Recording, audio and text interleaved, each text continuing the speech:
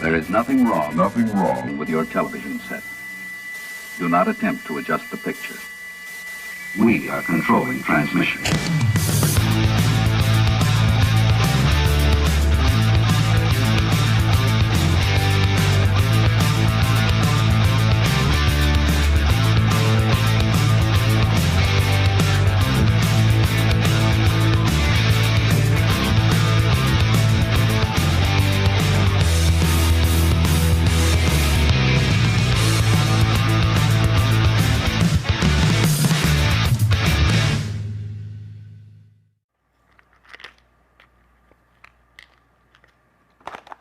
What do you say, Hunter Man? We're live. We are live. For, what did we say episode this was? This is 93. 93, is that right? Yeah. Yeah, it is. I see it on the board there. We're getting closer and closer to that 100 mark.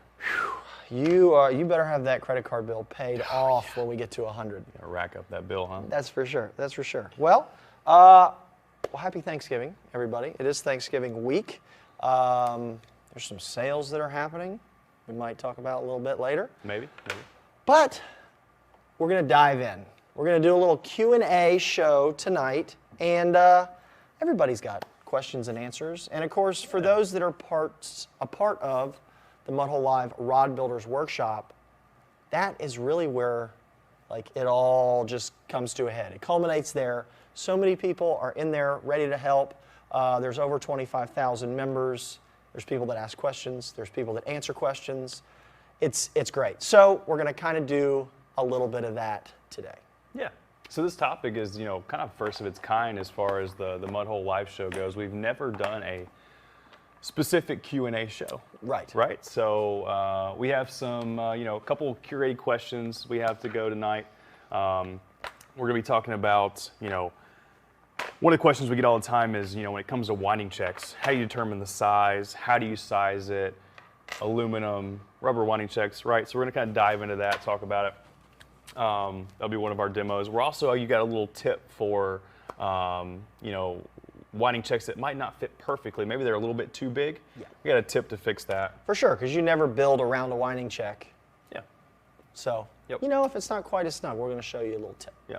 Another really popular question we get all the time is, when you're dealing with EVA grips with large diameter blanks, if that reamer size is not large enough to accommodate that grip going all the way down to the position you want it, how can we get that there? So you got a couple tips and a good trick using mineral spirits. We're going to show that. Yeah. And then lastly, one of our last questions here, tip tops, right? So tip tops are a very, essential component, but there can be some questions mixed in there, for instance, right off the bat, the part number. What does that part number mean? What do the two sizes mean? So we'll get into that. And we're also going to show you, if your rod does happen to break in the tip section, what do we do about that? What do we do? What do we do to pick out a new size, et cetera? So. Yeah, and for a few of these tips and tricks, we'll show you, why you might want to have something like a tip-top assortment kit that helps. As a professional rod builder, it helps put a little extra money in your pocket when you're ready. When somebody walks in and wants to just get right back out on the water, you can help them do that. Or if you're just a hobby builder, you're not having to constantly order this one piece or that one piece. When you're ready to go and you've got an assortment kit, that helps out a lot too. Yep. Because we also have that, as you mentioned, in the winding checks. Yep, so exactly. that's very helpful as well. All right, so we got a couple shout outs. I know we don't do this all the time, but Craig Sapp was in the group, and he said that he's laying in a hospital bed, had a couple major surgeries, but he's grinding through it, and he was ready to see the show tonight. So that's really cool that, maybe we can bring in a little bit of humor, a little bit of rod building to Craig there, who's going through a rough patch. But like he said, he's dedicated, for sure. Definitely. Thanks for watching, Craig, and best wishes. Hope for a quick recovery there. Absolutely. And then, of course, we've got a birthday. Shout out Tight Loops LLC from Idaho. It's pretty good. I like that. Hey, cool. Why not? Sweet. And then, of course, we got prizes as usual. We're going to be giving away a ProProducts Basic Workshop Supply Kit. For the second place prize, we're going to be giving away the new CRB Pro hand and tool rest. And the grand prize for tonight is going to be an MHX Rod Kit. And in addition to those three prizes, each one of those, we're also going to be doing a Mud Ooh, Hole yeah. Madness scratch-off ticket live on air. So each one of those winners, we're gonna go in, we're gonna grab a card, scratch it off, see what your prize is. We're not gonna show the code, obviously, but we will share that with you if you are one of the winners. Are we throwing it on top, or are we going to draw new? We're just going to randomly draw some for the little, get you some scratchies tonight. Yeah. All right, that'll work. Cool. Cool. What else? Oh, we got classes coming. Yeah, up. rod building classes. Tell us about the classes. A couple of the upcoming classes we have. So one that's going to be coming up very soon, next week. It will be the online, will be the virtual Texas Redfish Rod Building Workshop. I believe that's going to be with Jesus. That one runs the 29th of November through December 1st. Nice. We have a in-person beginner spinning/casting class. That'll be the December 3rd through the 4th. And then last but not least, we have a 2-day bass fishing specific casting rod class. And that'll be the 10th through the 11th of December. And I believe that is that's also an in-person, I believe. The 2-day bass one? Yes, Yeah, I think so. it is. That should be, I believe, Cindy's class. So, Sweet. cool. Before we go, we don't have too many stickers, but I did get a sticker in here that we're going to put up. Cool. So, if I got to get this apart first, and then I'll show you what we've got. So it's pretty unique. We've got a really close friend of Mudhole and of the group, our man Guff. You might have heard about him. So Hoffma in the Thunderdome, as we call it, did a really cool caricature sketch of him, and we've got a sticker face here. Guff is a trooper. He's a friend of the show. We love him dearly, and he's fighting. We love you, man. So we're going to get you up here on the sticker wall. A little shout out to Guff.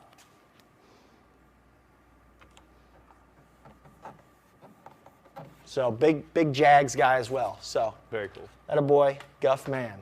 All right, so we do want to mention the photo contest because it's currently going on right now. If you're a member of the group, you have seen that. You got to build on a CRB or an MHX blank. This is going to run to the end of the year, December 31st, and we're going to call this one Festive Builds. So whatever festive means to you, whether it is, Christmas tree or Christmas colors, maybe some Hanukkah colors, maybe, it doesn't matter. Whatever festive is to you, if you want to build a rod that looks like, a pole, Festivus, something like that. Whatever it may be, Festive Builds. Of course, the winners are going to get $250, $150, and $100. We are going to pick the top 3, as we always do. We will post those in the group, and y'all will vote on the winner. Of course, post those builds in the Mudhole Live Rod Builders Workshop. Make sure you hashtag build the number 2 win. Build 2 win.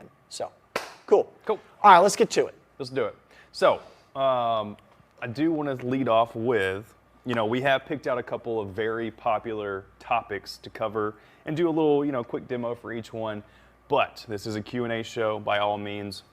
Hopefully we have some great questions coming in already. Oh yeah. But feel free to ask. This is your chance if you're one of those that maybe sits back during our other shows and don't really ask any questions or afraid that might not be on topic. This is your chance to get those questions in, and we'll definitely answer as many as we can throughout the entire show. So, with that said, let's talk about winding checks. Specifically, how do we size winding checks to rod blanks?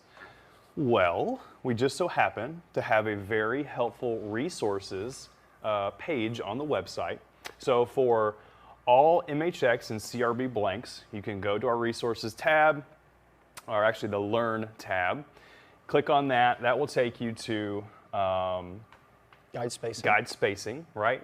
And then from there, just let this play out a little bit. It's going to give you down to dimensions. Yeah, exactly. Winding checks and specs or something. My eyesight is not that great, so I was going to say.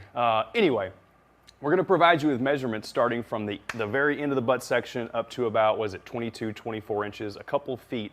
And you're going to get that dimension of that rod blank at every inch, right? So that is going to allow you, when you get your MB843 and you start spacing out your handle, that's going to give you dimensions at every increment to every 2 inches. Every 2 inches. Sorry, Yep. not 1 inch. Every 2 inches, right? So that's going to give you the dimension that you can then match up to your winding checks. Now, when it comes to rubber winding checks, we do have, and these are great for multiple reasons. So these little winding check kits that we sell, they range from extra small all the way up to XL. And what you get is an assortment of rubber winding checks. I believe there's 3 different sizes, maybe 4, and you're gonna get 2 of each. So these little kits are great, they're very inexpensive. And if you are a rod builder and you're going through a lot of rods, or even repairs, whatever it might be, these little winding check kits are great. You don't have to, necessarily buy 10 or 15 or whatever of a certain size. You can get a couple of these at a great price, and you got that assortment of sizes to work with. So anyway, rubber winding checks.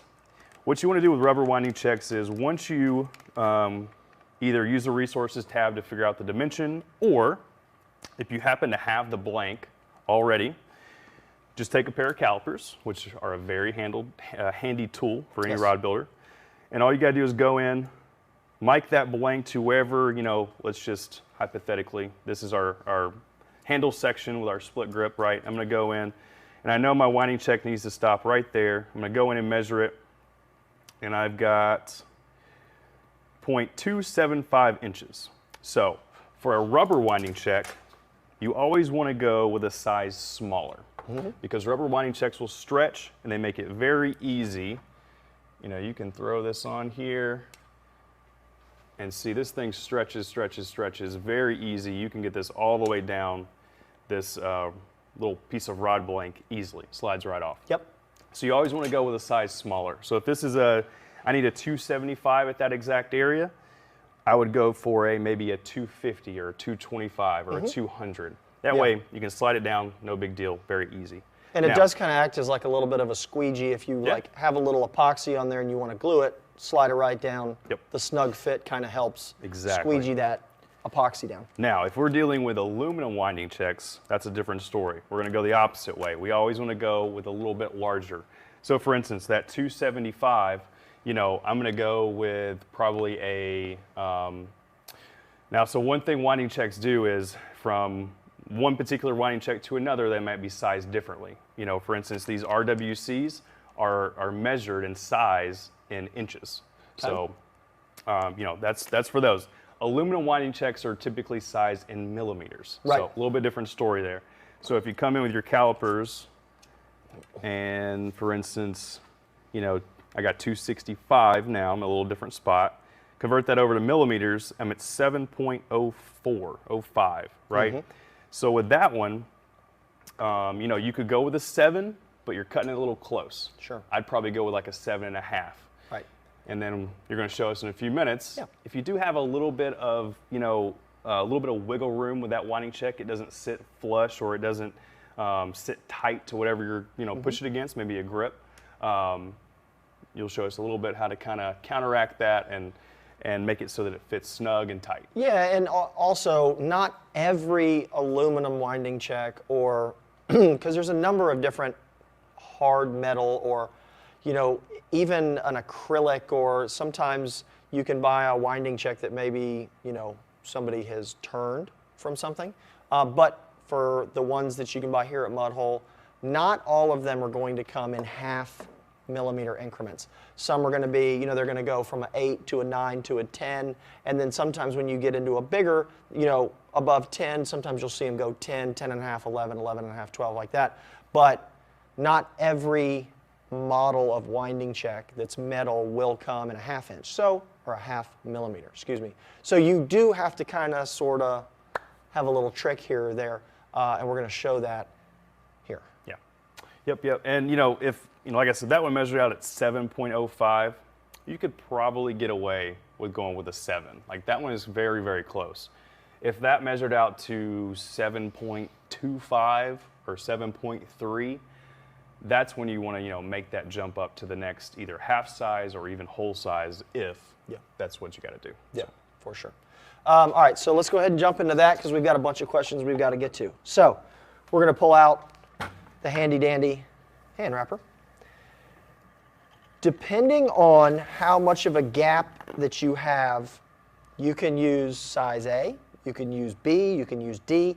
This is actually size D. So,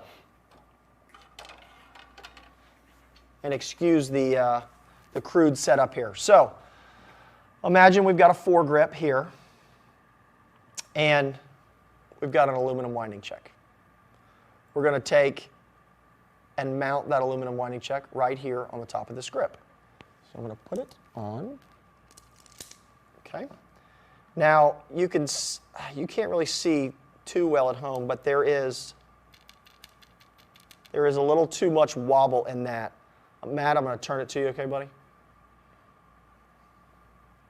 So there, we're just talking right here.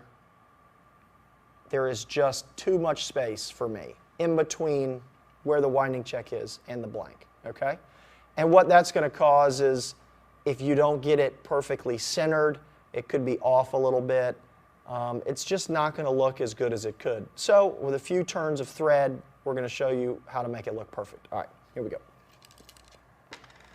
So we are just going to pick, and I'm just using red here so that you guys could see. I'm going to turn this way a little bit. Does that work? Cool. And no, I didn't purposely take a blue blank with a blue shirt, but anyway, here we go. So I'm just going to start a thread wrap as you would any other thread wrap, but I'm going to start it right in front of the EVA, okay? Doesn't have to be super sexy, but I'm going to get it snugged down. Okay. Is that good? Can you see that? Kind of, sort of, maybe? Turn this just a little bit. All right. Literally, we're just going to do a couple turns.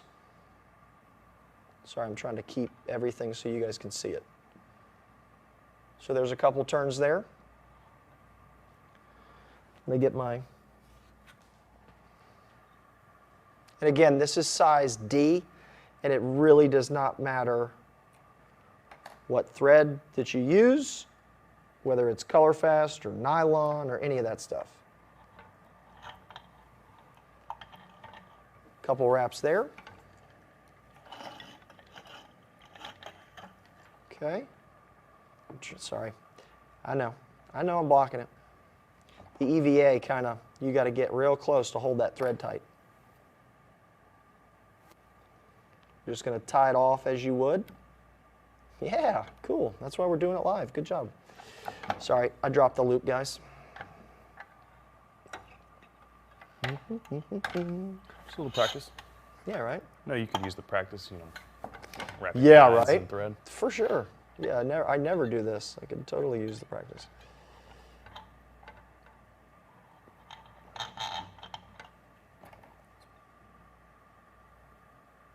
It's one of those like, wow, it gets hot in here quick, doesn't it?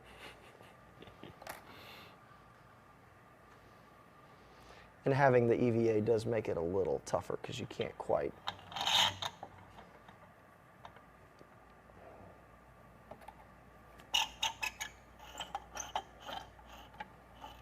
And I run, you can hear the hand wrapper, I run that tension right there very, very tight because I don't want it to have like a loose bond. I really want it to be as tight as possible right there, and I snug that down.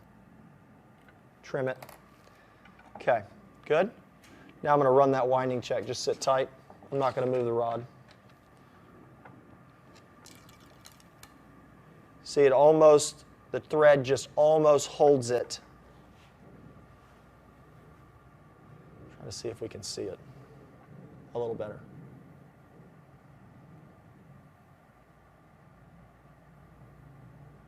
Come up a little. There we go. See, now the thread has got it stopped just above it, right? And that's with no pressure. And now, boop, perfect. That's the official winding check sound effect, by the way. So there it is. You can see winding check fits perfect. Won't fall. Hang on, I'm coming with you, man. Sorry, bud. Got the winding check so it's not even going to fall off of that. And we're good to go. All right? So the thread is going to be just like the tape arbor that we talk about. It's going to center it on the rod blank. Yep. And then you're just going to come in and add your finish, just like you normally would. Do kind of be a little careful, though, when you're putting your finish, because there now is a little teeny bit of air under there. So just be aware of that. So I would add the finish a little bit, maybe even with the rod up a tiny bit, just to get some finish to make sure that it pushes that air out a little. Or, depending on whatever your favorite heat source is, use that. It will help draw some of that air out of there. But just pay attention to that. I, though, would rather have to worry about a little air under a winding check than for it to be off-center or it to be ugly. And, you know, you're going to do that after you're done with your handle assembly and your wrap. So you're good. Yeah. So, cool. That sounds great. Oh, we got a little mail coming in. Mail time. All right, let's see what we got. All right. Oh, speaking of. All right, so we got a question that came in from a Dr. Watley. Graphite arbors or tape arbors, Hunter? Since we talked about that. The big debate, or one of our big debates. Yep. You know, what's great about this question is there's really no wrong answer. They both work. There's a lot in rod building, and not just two ways. It could be 5 different ways to achieve the same thing. It really comes down to personal preference. But there are advantages, you know, pros and cons to both. I prefer to use the graphite arbors. Okay. My preference, right? Yes.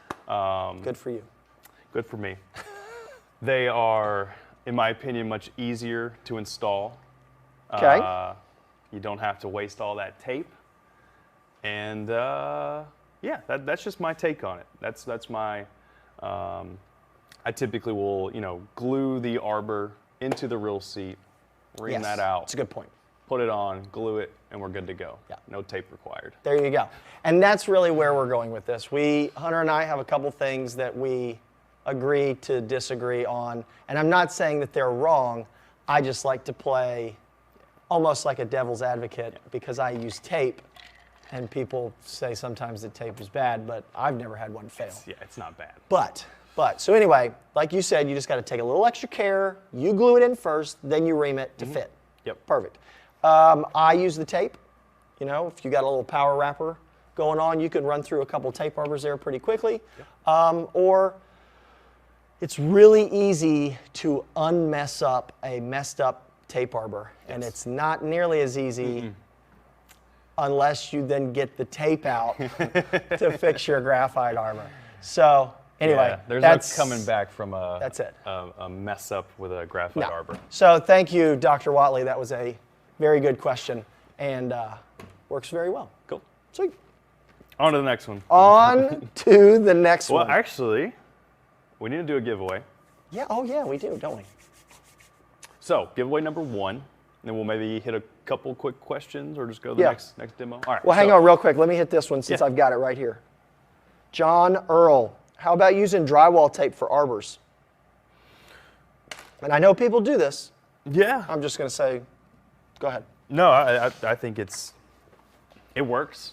I don't, you know, it's one of those things, if it works for you, then keep using it. I don't see any downsides unless you got anything to mention.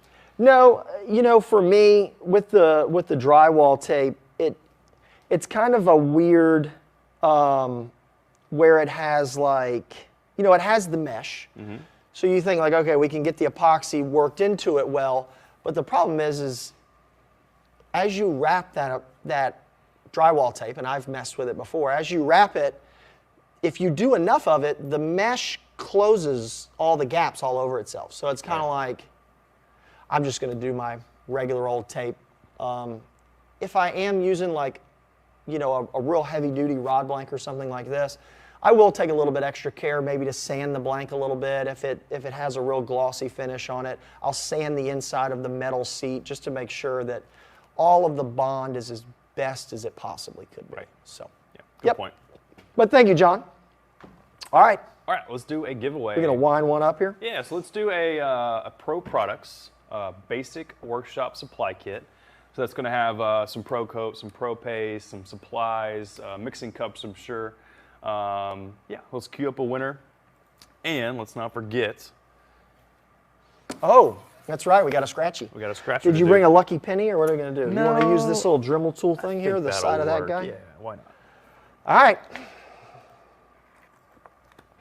What we got? Maybe it's somebody that we can pronounce. Who knows?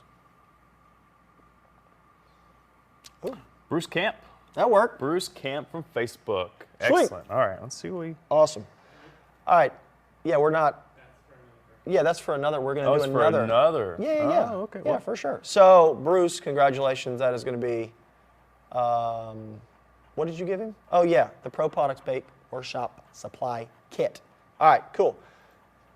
Congratulations, Bruce. Let's wind one up here for a scratch off. And remember, don't do the whole thing. Yeah. I got you. Look at you, like a regular old surgeon here. Yeah. It better not be. I see there's another Chris Adams in the group. I like it. Uh-oh. He said he was Another from. one? I think he said he was from Granada. So anyway, all right, Eli Tilapia from YouTube. Congratulations. That's awesome. Sweet. That'll work. That Right. will work. He got a 10% off. Okay. Oh, that's font that you can't read. It's very small. It took me a minute to read it. Yep. Yep. All right, so just to make sure we don't mess this up, let me write that name on the back here. We got it? See it right there. I'm not going to show the code. Like the mega zoom. Yeah. 10% off. There you go. It's got your name on it. All right, give me that thing. We got a lot going on tonight. Sweet. All right, there it is. Cool. First scratch of the night. All right, moving on. Next demo. So, Let me make sure I'm not missing any questions here. yeah. I don't think so. I don't think so. There's the Chris Adams I was looking for. Hey guys, Chris Adams here, Grenada. Loving the live broadcast. From one Chris Adams to another, I appreciate that. Sweet. Cool. All right. All right, so we're going to call this the EVA Epoxy Mineral Spirits Trick. If you got that at home. Is that what we're calling it? The Yep. EVA Epoxy Yep, Mineral yep, Spirits yep, Trick. Yep. So you got, and this is very common on saltwater rods specifically. Yep. You have a rod with a very large OD butt section. That's it. I mean giant, right? Huge. And we've got some grips down there that, some of these saltwater grips go up to 3/4, 7/8. I think we even might have one that goes up to an inch. But let's just imagine that reamer just cannot quite get enough material out of there for that grip to slide all the way down to where you want it to, right? Yep. What you got for us? So, we have odorless mineral spirits right here. And I have a couple different EVA grips. And as you can see, this was something that we cut down, so we didn't knock a light out on the show. Let's see where this one gets to. There. So we need it to get down to here. All right. So it's a pretty good travel, and as you can see, the diameter here. It's pretty good diameter. It's all good. We'll show it in a minute. Pretty good diameter, and it's not going to get where we need to get, and a reamer is not going to fix that. So, yeah, Sean, what was I think somebody said someone give Chris Adams a 1/2 inch ID and tell him to get it down over 893 butt. That's more than 7/8. Was that, Sean, was that Bob that did that and you lost that bet? I think you bet him a nickel or something. I can't remember. Something like that. But surprisingly, it does work. So we're going to start. Hey, you coming over there? Good. Yeah? You go get it mixed up? Yeah. Perfect. All right, so. Hope you like a 15-minute. Well, fast set. If it takes you 15 minutes to mix it, we're here waiting on a. Let's see if we make sure we have a little. Hey, here you go, Lisa. Thanks for coming in. She said she loves the Oviedo store. Very friendly and helpful staff. Will definitely be back soon to build my casting rod. Sweet. Congratulations. We appreciate that. And a shout out to everybody downstairs. Sean stays after. If you've been in the showroom, you've met Sean, you've met Hunter's dad, Bob. Sean's in here helping us out. He said that he won a lunch bet with a previous employee. So there you go. I feel like, though, you might have lost a bet to Bob before you picked on one of the new guys, maybe. But that's a good move. I can appreciate that. So we got a grip. We got mineral spirits. Hunter? Mixing? Going to mix it up. Let me get, because this is messy. This is one of those do not do on grandma's antique dining room table, I think is what we usually call that. I probably should have put something here. Hang on.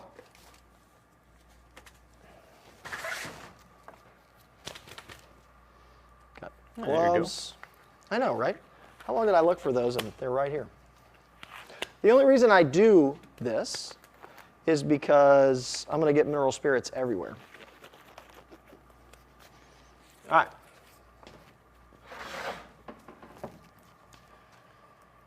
Ready, Freddie? All right, cool.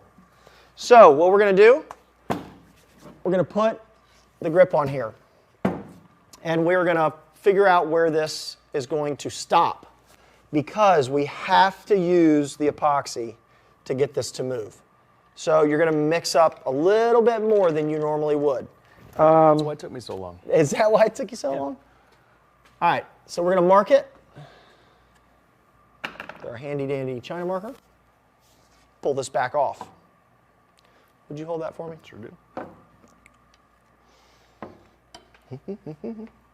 No, rub my China marker on. Watch out now.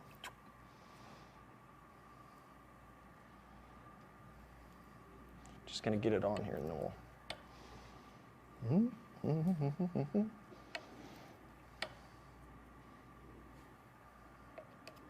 Second person is helpful Yep. with this process. Yep. All right, keep turning. At least to get it started.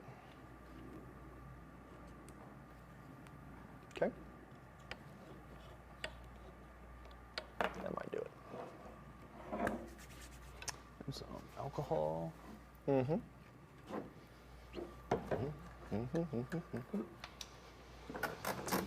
This is one of those, I hope it works on live. Oh, what, we didn't rehearse this? What do you mean? No, this is not really a rehearsable deal here. We just have to trust Sean. Trust the method. That's it. All right, that ought to be pretty good. You want to hold that for me? So, the trick is the mineral spirits. I need something to open the mineral spirits. With that little, I think they'll get there. maybe? Maybe. This is the do-all tool. Scratches off. All right, so what I do is I take and I cup the grip in my hand because I'm going to put mineral spirits inside of this. Now, this is not completely foolproof. Some of it might leak out. So again, not something to do over the expensive carpet and rug or whatever.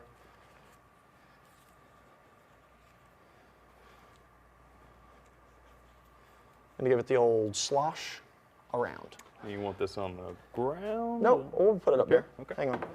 All right, ready? Okay. Empty it in the trash can. Shoo. Yep, I think you would have won that bet. Yep. We'll actually just. I know I can. It'll slide off, but Okay. Can you hold that end out there, or has it got stuff on it?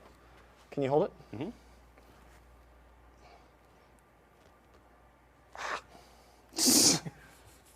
Oh well. That was awful. So, we could have slid that off easily. So, what was the 5/8? Sorry, Sean, I didn't have a half, but 5/8 over a, we're going to have to hold that. I'm going to slide it off. Yep. We'll There you have go. to mic that. So 5/8 off of a, ooh. It's a 949. So there you go. 5/8 off a 949. Yeah, we probably need to wipe that a little better. All right. Clean that up. Just so that it doesn't, I'll let you clean that up. Oh, thanks. Dog. You got the alcohol down there. All right. So anyway, there it is. 5/8 EVA off of a, what did I say, a 9 something? 949, Yeah, 950. and it really didn't take a lot of effort. So the mineral spirits cuts the epoxy, it helps it slide a little bit, and then what it's going to do is it's going to evaporate it out, and your grip will be locked in place. It's the same, I don't want to say technology, because it's not really a lot of technology that goes on there, but it is the same technology that they get when they're re-gripping golf clubs. So when we're doing club re-gripping, they're using double-sided tape. They're hitting it with mineral spirits. It knocks the adhesive. It lets it slide. Because actually on golf clubs, it's a reverse taper. So you're having to go over the larger end down to the smaller end.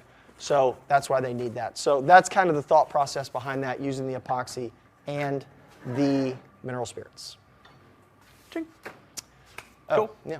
Here we go again. Mail time. Let's see who we got. All right. Oh, this is pretty good. This is from A. Vandalay.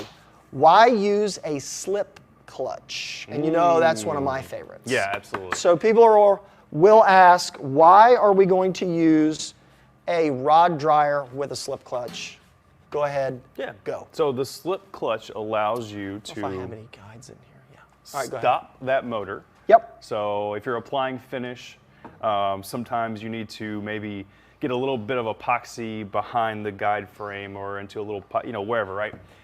And as it's turning, that might not be the easiest thing to do. So that slip clutch allows you to grab that motor or that chuck and stop it on a dime.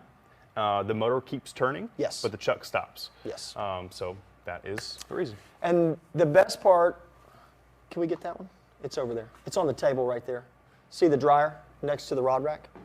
Thank you. Yep. I just didn't want it crowded out. Thank you, sir. All right. So speaking of the devil, we've got it right here. And I'm going to show you real quick. Okay. It's turning. I can stop it just like that.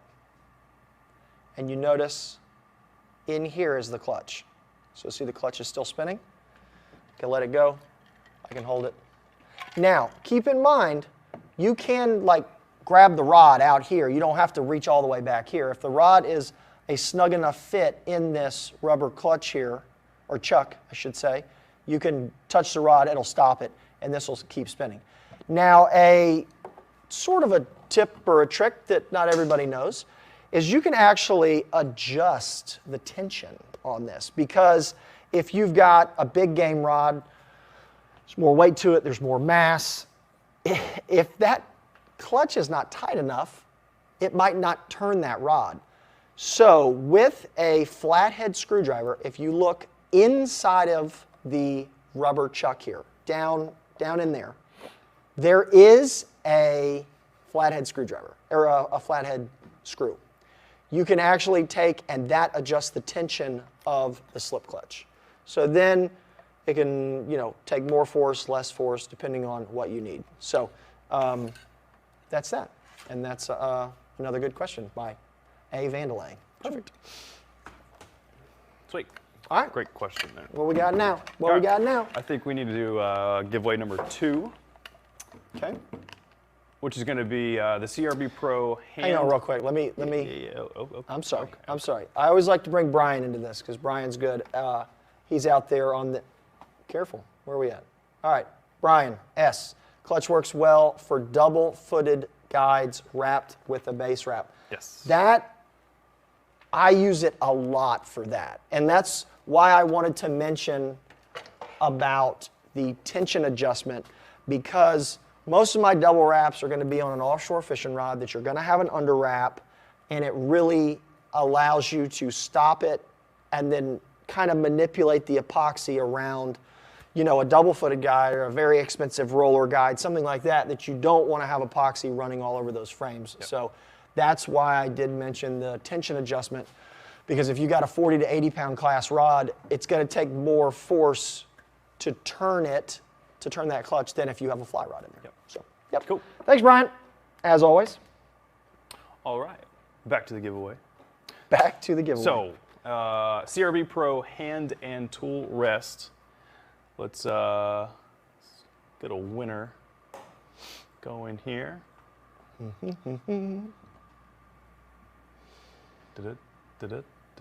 Oh yeah, and if Mudhole or Sean wins, we'll have to add to it.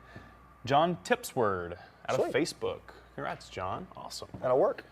Great prize there. And then we also need to do one more winner. You gonna do a scratchy? Oh, yeah. All right. I just can't help the madness, you know. Mudhole madness. Madness. All right, Uncle Phil, wind it up. Let's see if we can get one of these really good prizes, you know. Yeah. What? Is 10% off not good? I mean, it's good, you on. know, but... All right, there you go. Dan coming in. Dan Barbush. Dan Barbush, you have 10% off. 10% off, Dan. I tried, you know. And Hey, we're good. We're good. 10% off. And write his name on that one? Yep. And did we mention how to claim these prizes? I don't think we mentioned that, did we? Live at mudhole.com? Yeah. Yep. Live at mudhole.com. Right. Yep. Just like every other time, but you're right. It's always worth a mention. We didn't mention it. It's usually in the footer that they put up. It probably was. I believe. All right. So let me check here real quick though to make sure that we're not missing any. This is what I wanted to touch on. All right, Scott. Can that technique, referring to the mineral spirits technique, can that technique be done with wind grip replacement from the butt end? Absolutely. Yes, it can. And not only, let me read that again. Yeah, so wind grip replacement. And that can go for the butt grip, that can go for the one, you know, your rear grip that goes behind the rear seat. Yep.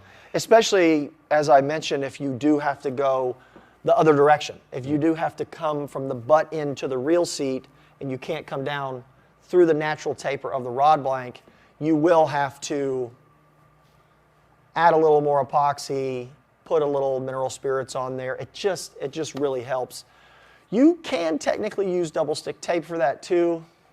I still like the epoxy, but it does work, and you can do that on both ends for sure. Cool. All right. All right. On to the next one? Yeah. All right, let's do, mail time. Why not? Cool. Oh, this is good. Okay. This one's a good one. This is coming from Trinity Veteran Rods. We've got explain the difference between light and high build epoxy and uses. I've seen a lot of questions about that, along with how many coats and when to put on the next coat. Lots of really good questions. So let's all in get that one right question. there, Yeah. Mr. Cool Man. So, let's break it down into simple terms, right? So light build and medium build, right? We'll start with light build. Okay. So for one, it's going to have a thinner viscosity. Okay. In my opinion, it is easier to work with. That's my personal opinion. Okay. It will typically have a longer pot life as opposed to high build. Yes. And will also, with So, that, what are we talking pot life? Give me a little definition. What's a pot life? Is your working time, right? So we mix this up, we go to apply it on our rod. Our pot life, our working time is how long you have until that epoxy gets to a point or gets to a setup point to where it's no longer workable. Okay. Right, so it's going to have a longer pot life, but with that said, it's also going to take longer to set or cure. Now, that could be, you know, for some brands that could still set up within maybe 12 hours. Some other brands that might be a full 24 hours. That's going to vary by brand. But in general, light builds, thinner viscosity, longer pot life, longer cure time. Now high builds, obviously they're going to have a thicker viscosity. They might not require as many coats as a light build, right? Easy enough. They're going to have a shorter pot life. They're going to set up faster, and they're also going to cure faster. So Okay. I'd say that's probably the main bullet points of light build versus high build. Okay. You got anything to comment as far as the how many coats, how long to wait in between the coats? Yeah.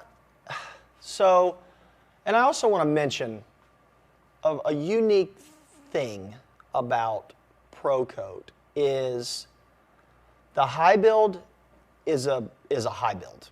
Yeah. The non-high build is not as a light build as another brand's light build. It's a medium. So like Threadmaster, for example. Threadmaster Light is going to be lighter than ProCoats regular.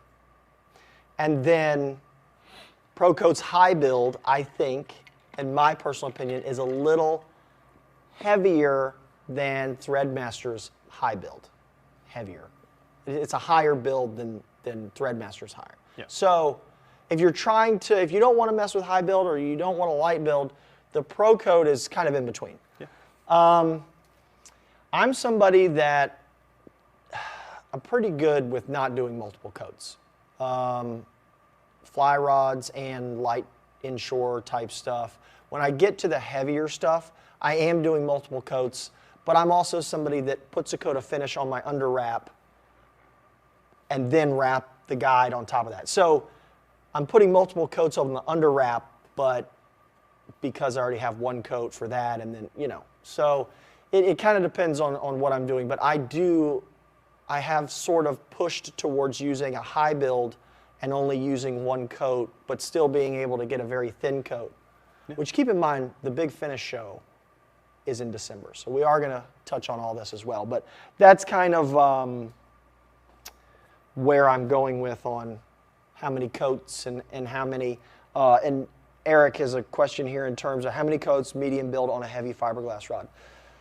Eric, you're going to have to sort of take what you've learned and how you work your finish on your other builds. So depending on if you're doing thicker under wraps or if you're wrapping with size D thread, you know, you might want to err on the side of doing multiple coats, because I have seen people that try to do it all in one coat and then they end up with finish messes where it didn't level out properly. Right. You might have got too many bubbles entrapped in there. Or it footballed, you know, you put just too much finish on it and it looks like a big football around your guide wrap. So really, to err on the side of caution, you know, you can go through and put a really thin coat, see how it all works out, and then come back and do another very thin coat, and that, you know, is kind of what I would recommend there. So, yeah. Cool. That answers it. That does. So thank you for that. Let's talk about really quickly about putting on the next coat. Once that coat is cured,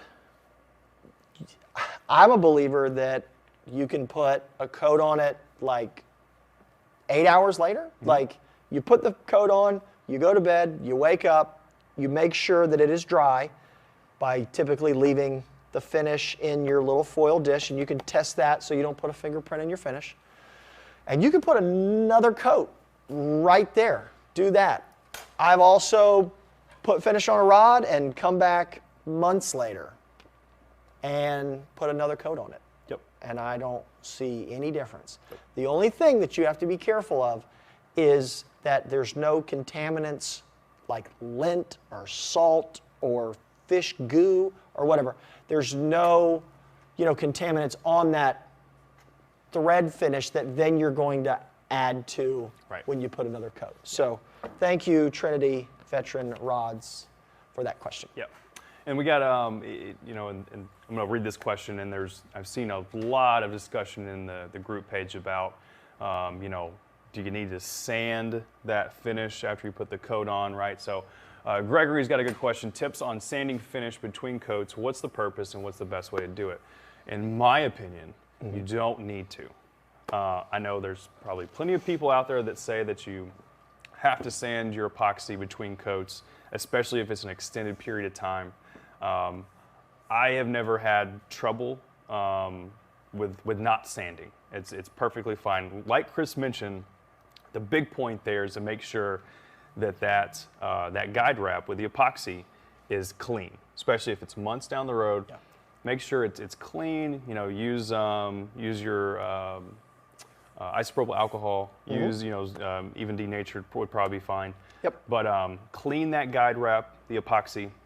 Make sure it's free of any contaminants or anything that might cause, you know, a adverse reaction with your epoxy.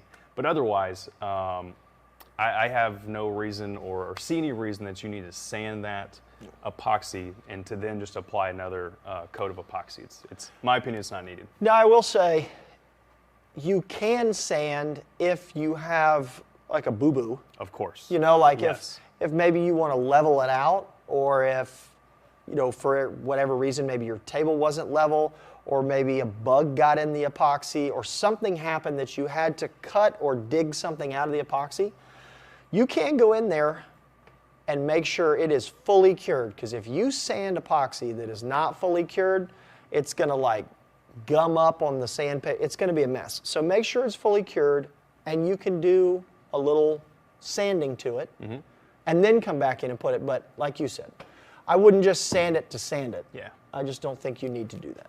So, Cool. yep. There's a couple comments here and questions I just want to. Adam Sanders, the best way to dust off the wraps that have sat unfinished for a while. You mentioned that. A little alcohol is really all you need. I mean, if it has a lot of crud and stuff on it, you might have to, you know, give the rod a wash down with some soap and water and stuff, and then come in with some alcohol. But as long as it doesn't have anything crazy, you know, Yeah. just and a quick. If the wraps do not have finish, you know, Yeah. definitely, you know, I'd stay away from using alcohol. But you can take some masking tape or any Yeah, you can dab like it, a or you tack can use an cloth. air gun too. Yeah, exactly. Anything that's going to, yeah, that's a great idea actually. Yeah. For your like keyboard or something like that. Yep. Anything that's going to get those dust particles and anything out of those guide wraps. But obviously you don't want to use a liquid for that.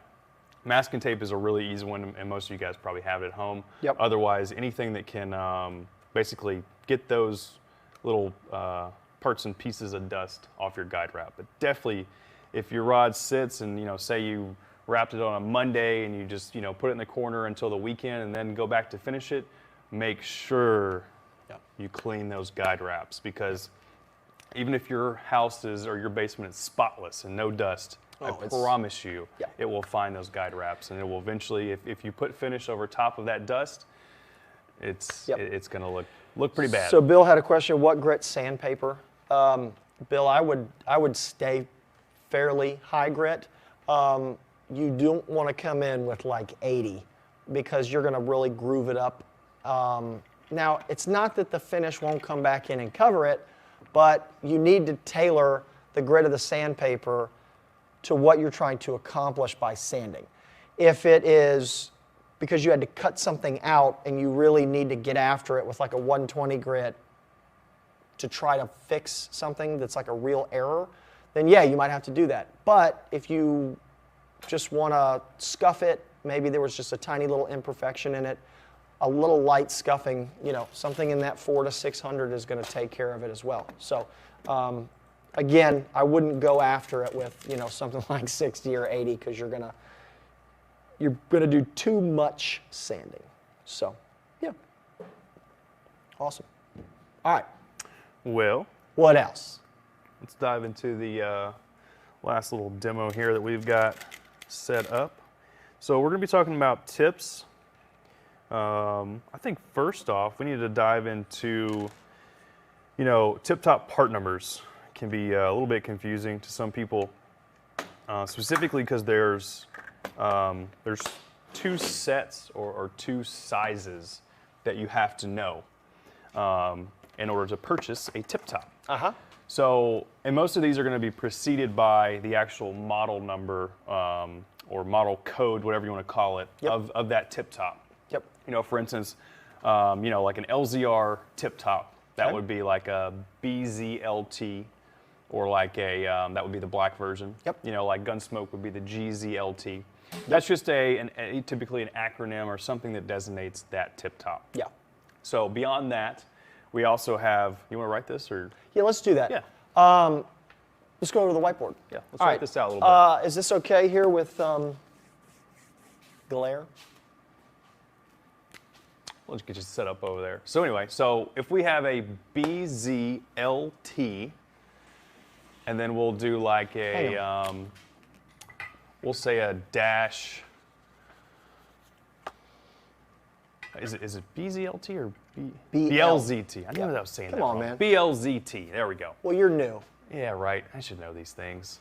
And then we'll just do what you got there, a dash 4 dash 4.5.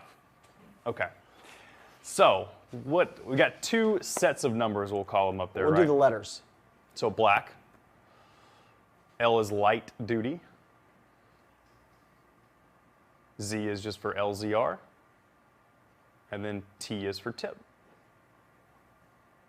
And most, if not all, of our part numbers signify something. Yeah. Most, not all. And but Fuji is like this as well. Yes. American Tackle is like this as well. Yep. So a lot of that is going to, like you said, part numbers are going to be sort of hidden in the tip tops, Yep. right? Right. And then now, what most people have the question is how do you choose and read that, Yeah. the numerical part? So that first number we see up there, the 4, now whether that's a 4, a 5, a 6, a 10, that's going to stand for your ring size. And what you will typically want to do is you want to match this ring size to the last running guide, Yep. meaning the size of the last running guide. So if you use size 4 running guides to the tip, we want to match that to get the same size. So we'll be using a 4 in this case. So how do you feel about going a different tip top size? Do you subscribe to, you would go to a half ring size more, but never a half ring size less? How do you feel about that? Because that question usually comes up too. Or is there any reason to go to a 5 here if your last running guide is that?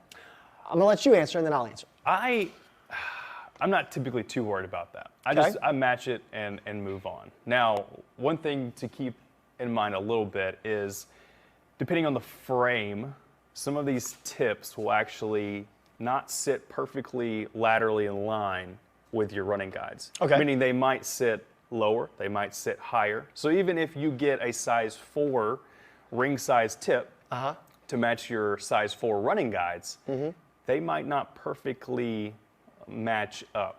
So you're right? gonna go there. I know where you're going, so you're gonna But- go there. Okay. I don't worry about that. That's Sure. very meticulous, and I'm sure some people would be a little bothered, right? But Sure. I just go for ring size, match them size to size, and, Okay. and good from there. So, real quick, what Hunter's talking about, just since you brought it up. Yeah. So, if this is the rod blank, and your ring is like this, because it's like that, your tip top out here is actually, Yeah, it's going to sit usually a little bit lower. yeah, like this.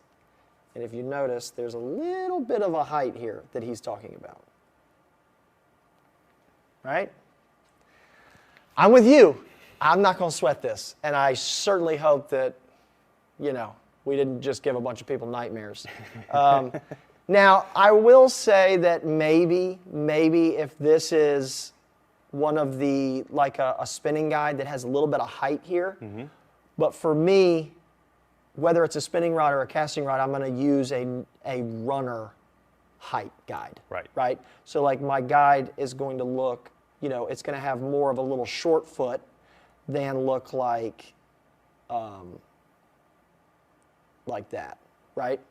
So this being a spinning guide, this being a running guide, I'm going to try to use a running guide on my spinning applications out on the front so that I can avoid some of this. Right. But we're starting. That's another show. Yep. So anyway, talk to me about this here. So tube size, that's going to be your last little set of numbers there. Now, this could be a 4, it could be a 4.5, it could be a 5. And you'll see these differently in part numbers. It could be a 4.0, it could be just a 4. So don't let that confuse you too much. But anyways, that last set of numbers or number is your tube size, and that's going to be matched up to your rod blank. So MB843, I believe that's probably a 5.5 or a 6. That's probably a 5 or a 5.5. Probably okay. So each blank that we sell is going to have a tip size, right? And that's all on the website. Go to your blank that you're purchasing, look at the tip size, and then match that up to the tip that you're buying. Yep. Now, another wrinkle. This tube size might be measured in 64ths. It is, yes. And Right. that's a big kicker. So, and I'll show that in a minute when we kind of go over if you have a broken tip and we're making a repair, right? Yeah. You are correct. Tube sizes are measured in 64ths of an inch. Yeah. Which is very confusing measurement. Just like a cigar. Yeah. But yeah, so we'll bring that up in a minute when Hunter's going to show us how to measure for a tip top. Yeah. Are we all good back here, everybody? A lot of running around going on. All right. Making sure that we're, in frame and whatnot. Cool. Sweet.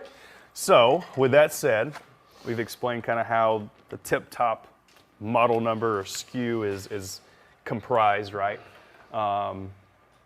Let's talk about, for one, like we mentioned, if you're buying a brand new rod blank, we're going to give you the tip size on the website. That's easy.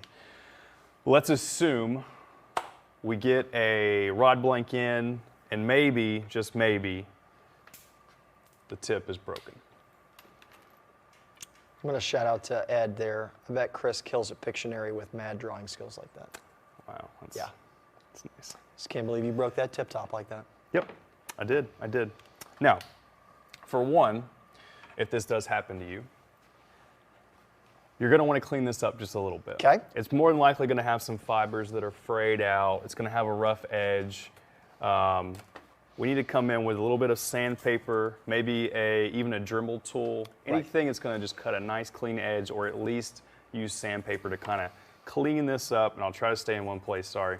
Yeah, because if it has any like crazy, splintering fibers and stuff like that, what it would cause is those splinters would run on that rod blank. So then you'd load the rod up and the rod would now come apart. I'm not going to go in detail on that, but you guys get the gist there.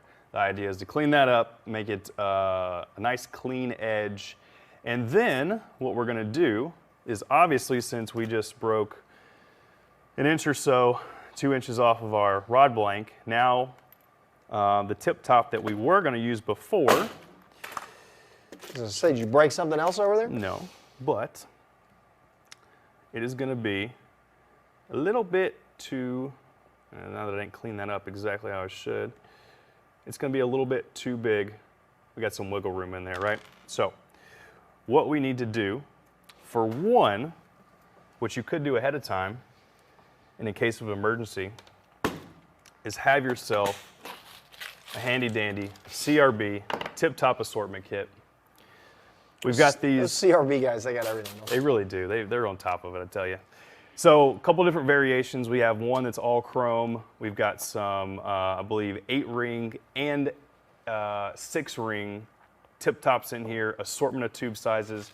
You could also just go all out, get the full assortment kit, which has black and polished in it. Again, an assortment of 8-ring, 6-ring, and even 5-ring tips in this one. So if you got one of these, you really don't have to worry about the next part that I'm going to show you.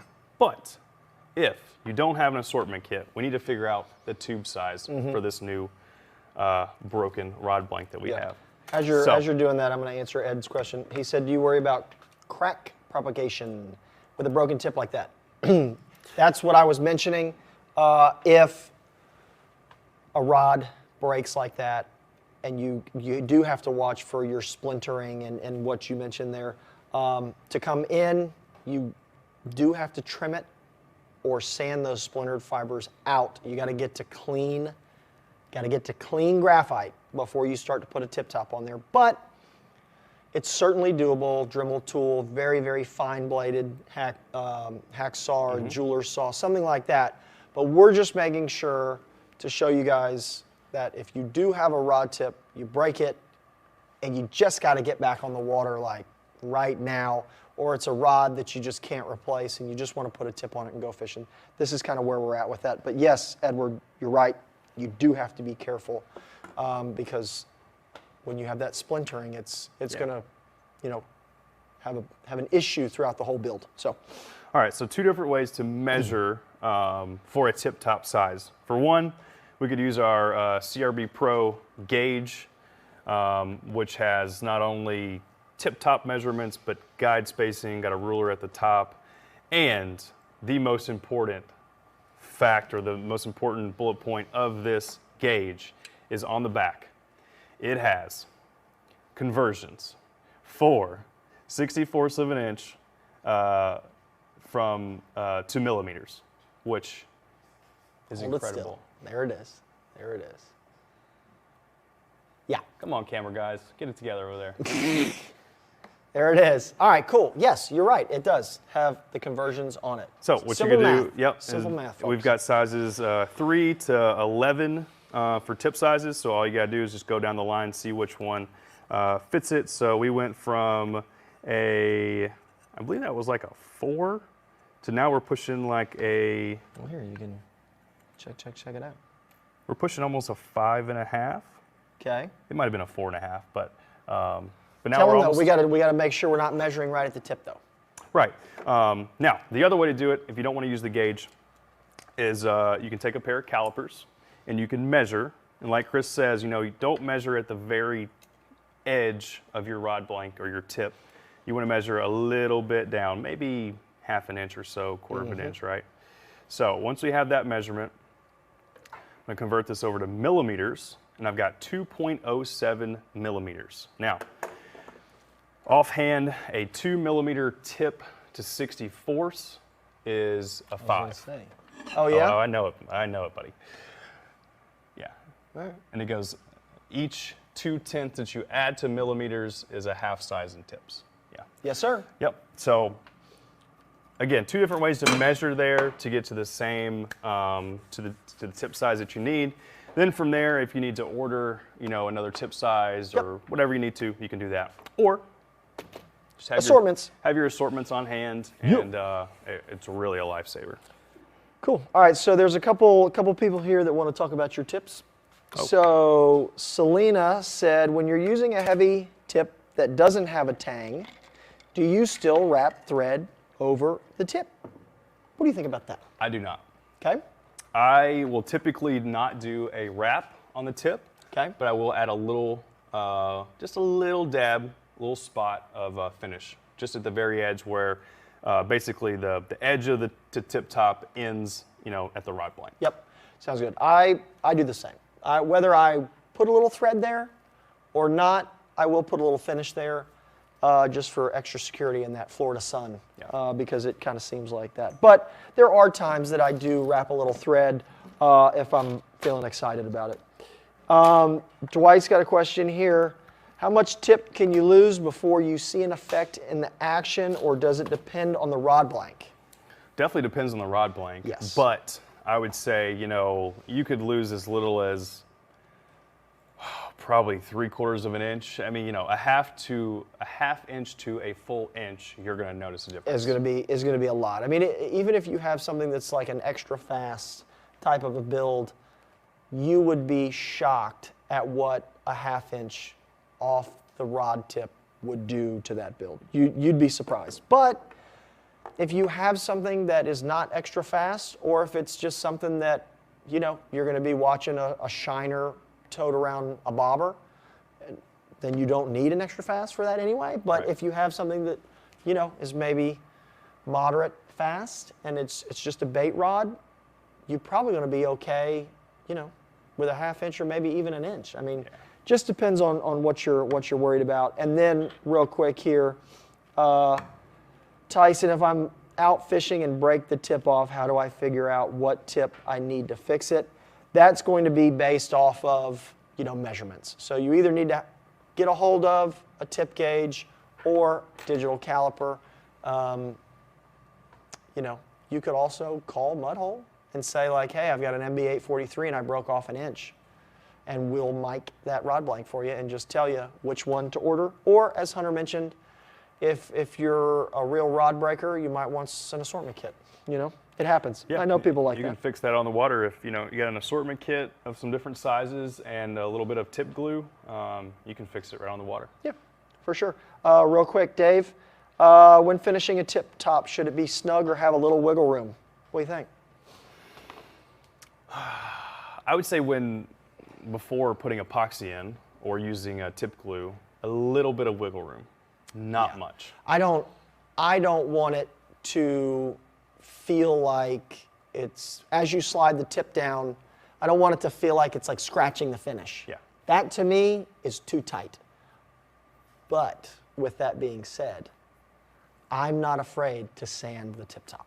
Yeah. I'm not afraid to sand the blank a little bit under the tip top. If I have a tip top that I know is not as good of a fit as I want, and it's just because there's like a little bit of paint on there, I will take and knock that paint off under the tube, and usually it will be perfect. I know people don't like to hear that, Yeah. but you're not, if you're just taking clear coat or paint off of it to get that tip top to fit perfect, I'm doing it every time. Yeah, the one big thing, I'll make this quick, the one big thing about tip sizes, and this goes for blanks, is you know, the difference between a 5 and a 5.5 tip is 0.2 of a millimeter. Yes. It is very incredibly small, right? So if you have ever experienced to where you order a blank and it is a half size different than what it specifies or shows on the website, that is, I'm not going to say common, but it happens. Yeah. It's not that it's wrong, it's just that, you know, these rods are still rolled by hand. Right. They're still put on a mandrel, they're still rolled, they're still cured, and if there is, like you said, 0.2 of a millimeter, I mean, I know plenty of jobs that couldn't get done inside of 0.2 of a millimeter. Right. So, Yep. yeah. Cool. Something to think about. That's really good. Cool. All right. Let's see. Now, we're not going to do a giveaway yet. Do we have any more questions? Maybe. I want to save a few for the rapid fire Q&A, but we do have mailbag. All right. This is going to get one. All right, so Kay Banya, does nylon with color preserver lower the integrity of the thread wrap? How do you feel about it? Well, I feel... Waiting to see the comments light up on this. Yeah, I'm sure. People calling this us is names and things. a very debated topic, which I find pretty funny. For one, I don't use color preserver. And, you know, I'm going to leave it at that and Okay. say the answer to your question is no. And that's going to be my answer. The answer to my question, you're saying no, it does not lower the integrity of the thread wrap? I don't believe so. Okay. So I think part of this question should be a little more like have to do with finish and not thread wrap. Okay. I don't necessarily think it alters the integrity of the thread wrap. I think it alters the integrity, or I think it alters in allowing the finish to properly encase the thread and work its way all the way to the rod blank. Okay. To really like encase it. Because really you're putting color preserver, which is really a sealant coat, so you're putting a coat over the thread that has no, I'm trying to think. It's just one of the deals that it doesn't, it's not, there's no structural properties of color preserver. Right. So the problem is it's not allowing the epoxy to penetrate the thread and then get down to the rod blank to increase all of the structural properties that make a thread wrap a thread wrap. I also don't like color preserver, so we will Right. certainly agree with that. If I want a color to be a color, I'll use the thread in Color Fast or, you know, on no CP thread, something like that. I do like the look of a thread wrap that is with regular nylon or silk or something like that, where you get a little bit of that translucent, you know, the color changes a little bit. You know, I'm not somebody that's usually having to match colors too much where it's like, oh, well, you know, this guy I'm building a rod for really wants a, you know, an Oklahoma Sooners rod, so I got to make sure that the maroon is the right maroon or whatever. I'm building it more just for, you know, how it looks in terms of, you know, just the colors working with the rod blank and things like that. Right. The only time I will say that the color preserver comes in handy is on a decorative wrap. Yes. The reason for that is you can put some color on that decorative wrap and you don't have to worry so much about when you're cutting off all your, tag ends and all the, things you're going to hide. Because if you don't, and then you make a mistake with a razor blade and you accidentally cut a thread and your whole thread wrap starts coming apart, Right. you're going to wish you used color preserver. Plus, some of the threads that people use, like a Madeira, which is really an embroidery thread that has a coating so that it flies through a sewing machine better, that doesn't typically, silicone coatings don't mix with rod finish all that well, and you're going to get fish eyes and all kinds of a mess. So, I don't like color preserver and I don't use it. But when I would use it would be over a decorative wrap because it's going to be, that will help. Yeah. Sometimes I use it on a big decal too, but not usually. Yeah. Just stay away from it. That's just my opinion. That's your opinion. Now, I will say I've seen you use color preserver when you marble. Marble. Also feathers. If you want to play around with some feathers. Yep. Or some snakeskin. Or some snakeskin. But those Color are 3 other preserver has shows that its- we're going to talk about later. Color preserver has its place on the rods I build, just not on the thread wraps. That's it. And just as I suspected, quite a few comments about A lot of colorful comments. That's it. That is it. But, it's a little food for thought, right? Yep, Brian, that's exactly right. How about CP for feathers? Yep. CP for feathers, CP for snakeskin, things like that. Yeah. You don't have to worry about any issues, this and that. That's it. Thread wrap. Yeah. That's it. Easy cleanup. All right, cool. Now, we're starting to get to that magic hour where we need to get y'all out of here so our hot pockets don't get cold. Phil, what you think? You want to do a little rapid fire? Shall I dare say it? You gonna do a little rapid fire Q&A with me, Hunter? Let's do it. 7 minutes. Put it on there. Talk to me. Is there any positive or negative to under-wrapping single-footed guides? It's just going to add some extra weight. Not that that's the end of the world necessarily, but I just don't think there's really a purpose or a pro to doing that. Sure. I'm with you. I don't really think that with a single-foot guide that you're really going to put enough pressure on that blank or something that you need to put a wrap under there. If you're doing it for aesthetics, more power to you. Yeah, but as far as performance, You're not going to see a whole lot of it under the single-foot wrap. How about, this is pretty good here. Danny, spiral wrap spacing. How do you figure out the proper spacing? This is kind of sort of a trick question. Go ahead. That's a tough one. I'm definitely not very experienced on spiral wraps. But as far as placement goes, I'll let you go ahead and dive into that one. Danny, for spacing on a spiral wrap, you really don't have to change the spacing all of that much. It's the degrees. It's just you're rotating around the blank, and now you're turning the guides upside down, so more like a spinning blank. If anything, you can typically drop a guide. So if that's the case, you're not going to have a bad time with spiral wrap if you use the spacing that you would have used when it's non-spiral wrapped. You're going to be fine. But if you really want to get technical, you could probably drop a guide because the line is on the underside of the blank. That's going to get into static deflection that we'll have to get into another time. But if you want to just give it a go, don't change the spacing at all. You're just going to have to work the line around and give it a shot because you'll like it. I don't do it a lot, but in the right circumstances, it really works. All right. Is there a way to drill an inset for a fly rod grip since Crafty Cutter isn't available, or is it easier to buy a whole new grip?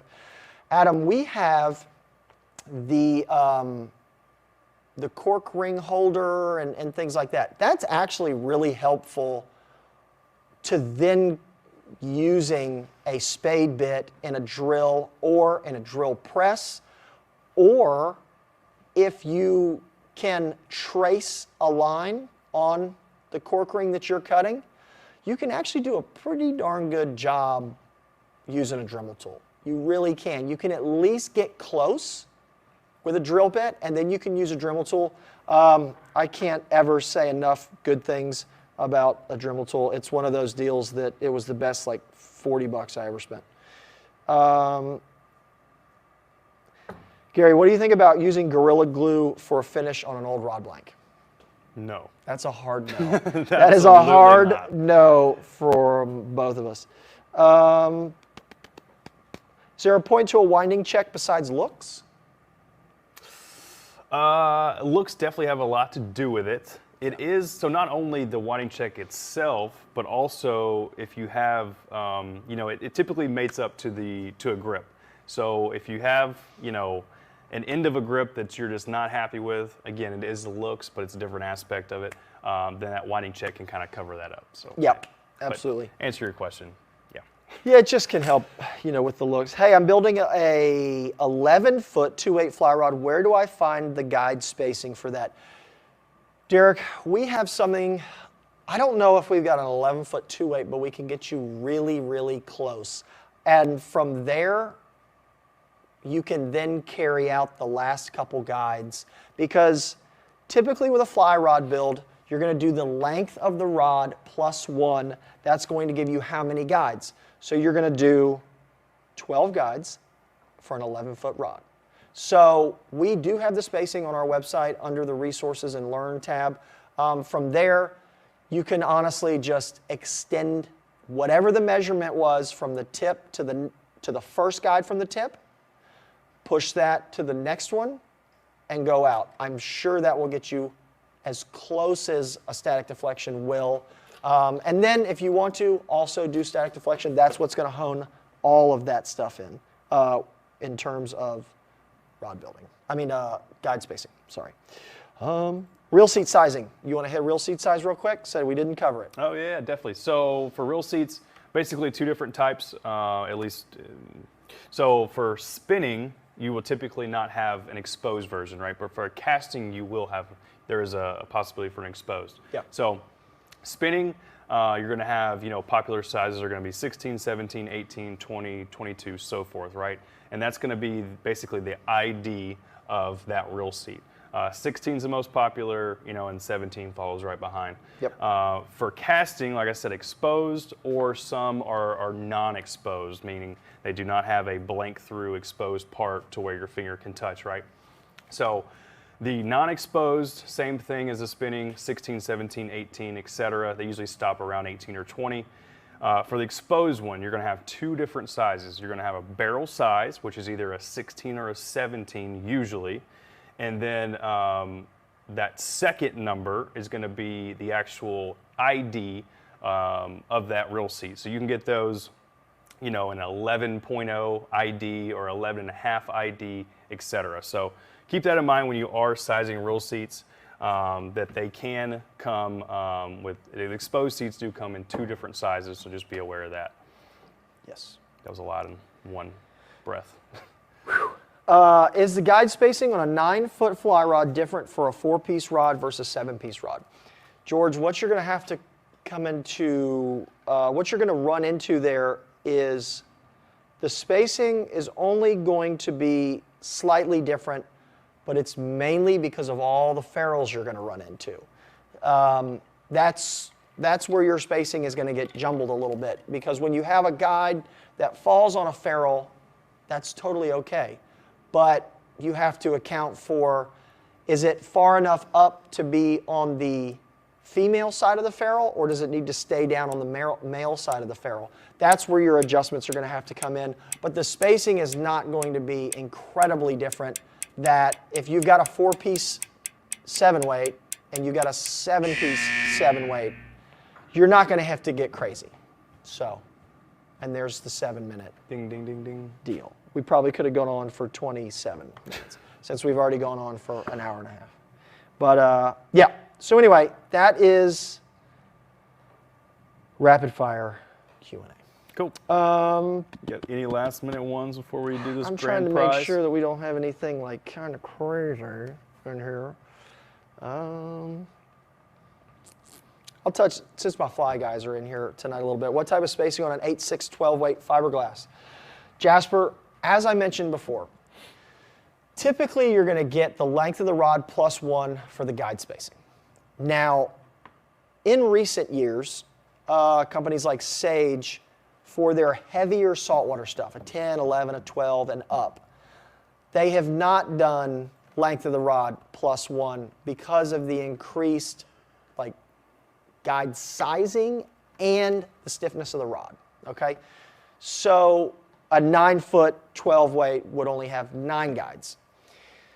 There's a lot of debate on that. There's really no right or wrong answer. For me though, knowing that it's a 12 weight, fiberglass, and you're probably going to have a bend that's going to be even more into the handle than maybe a stiffer but graphite rod. I would probably even err on doing 10 or 11 guides, even though it's an 8.6. I would do 9 guides for sure on that 8.6, and then I would flex it because you're going to get some sharp angles if that rod blank has a very parabolic hoop in it. Like if it has a really fiberglass hoop to it, you're going to get some sharp angles, especially down in this butt section where the guides are typically 9 inches apart or more. So you're going to want to combat that for fish fighting because it's going to take some of the awkward stresses off of that rod blank, and especially if it's 12 weight, you're pulling on something pretty heavy.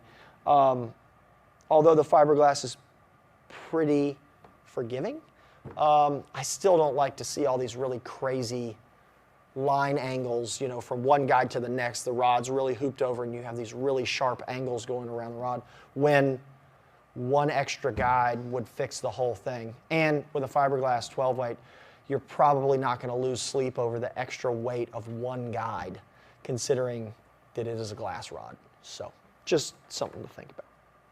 Cool. All right, let's give away this grand prize. All right, we're going to do a grand prize giveaway. Tell us what it is. We're going to do an MHX Rod Kit. Oh, all right. And we'll do a scratchy with the rod kit. Okay. So I'll scratch that off. Sweet, thank you. Since it's grand prize. Cue up a winner. Who's the lucky grand prize winner for tonight?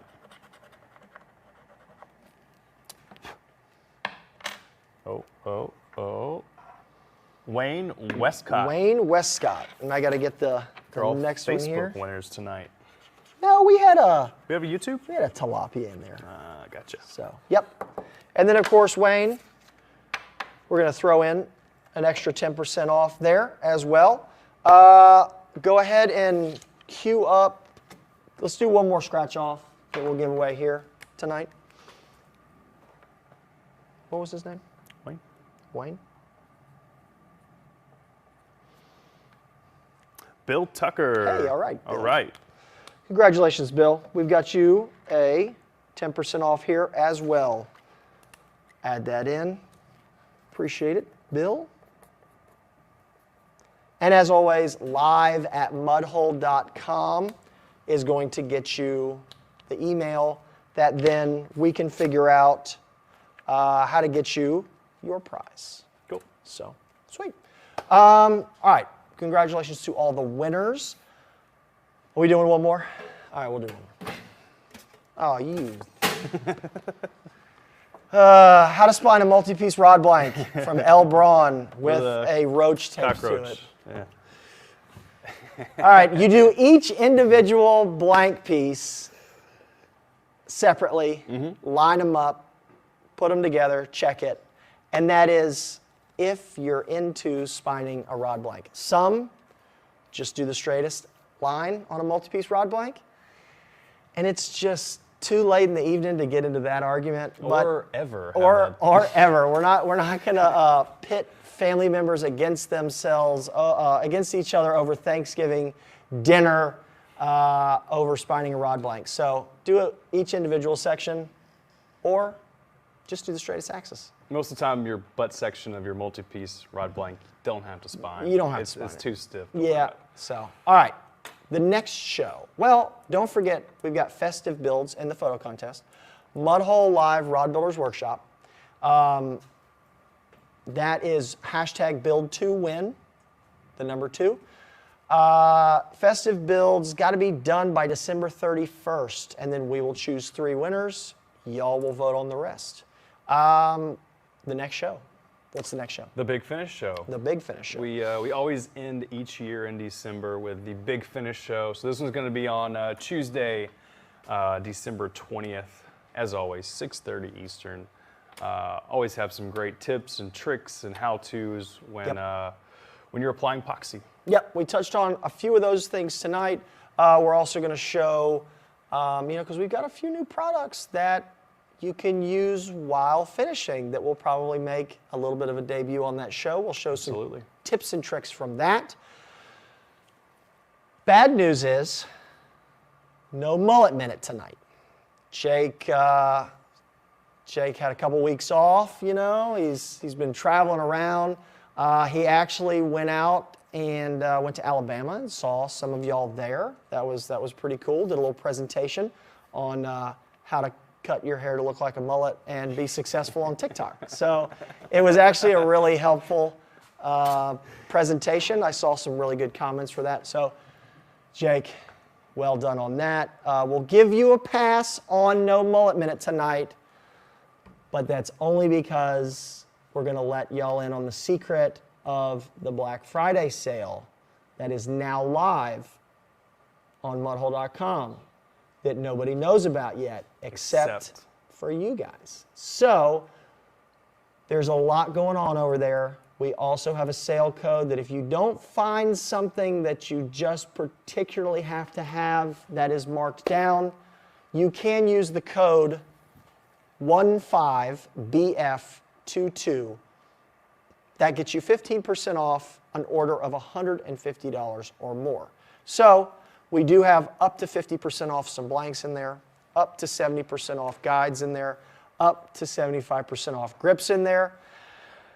And I'm going to let y'all in on a secret. I would go in and have a look at some of those guide kits. Yes. Because there's some guide kits in there that are pretty sporty. Yep. There's also some in there that have a particular brand name with a particular frame color that you might not ever be able to get ever again. So I would make sure to run over there and get a hold of some of those guide kits and some of the blanks and stuff. And again, if you can't find anything that you just got to have that is on sale, we are throwing you guys a bone. The Jake Mullet Minute discount is 15BF22, and that's 15% off. So it's really like you're only going to cut 15% of your hair and leave all the rest of your hair, which is like the mullet. So that's where the 15%, you're just cutting the front because he's partying in the back, but we're working in the front. Off $150 or more. So sweet. I think that's it. I think so. Is that it? All right. So as always, we had Sean Chaney in the war room tonight answering questions. I know Steve was here. Tom was here. Good to see him as always. Brooke was in the building. We had the Birdman in the war room as well. Jake was running around doing some videos and making sure everything was ready for the sale since, no mullet minute. We had Cool Man on the Zoom camera, and we were trying to fool him all night with that. Uncle Phil on the ones and twos as always. Hunter as the married Hunter McCamey as my left-hand man tonight. I'm Chris Adams. Everybody have an absolutely wonderful Thanksgiving. And for those maybe to our north and around the world that don't celebrate Thanksgiving, have one on us. So enjoy everything, and we'll see you guys next time for the Big Finish Show. See you in December. Thanks for watching.